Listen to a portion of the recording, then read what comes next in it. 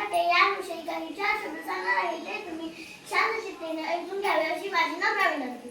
थोर महात्मे होऊन गेले जरी तर त्यांचे पहा जरा, आपण सारे समान व्हावे हात सापडे बोध जरा, हात सापडे बोध जरा.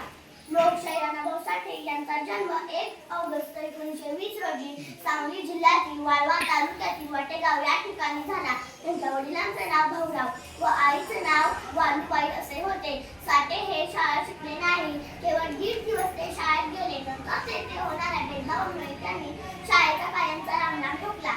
साठे यांना शिवशाहीर अण्णाभाऊ साठे म्हणूनही ओळखले जाते. अण्णाभाऊ साठे हे समाज सुधारक, त्याचबरोबर साहित्यकार, कवी, लेखक, कादंबरीकार, लावणी, पोवाडे अशा वेगवेगळ्या साहित्य प्रकारांतील लेखनही त्यांनी केले होते. पूर्णपणे निरीक्षण अशिक्षित असूनही अण्णाभाऊंनी मराठी साहित्यातील लोकवाङ्मय, कथा, नाट्य, लोकनाट्य, चित्रपट,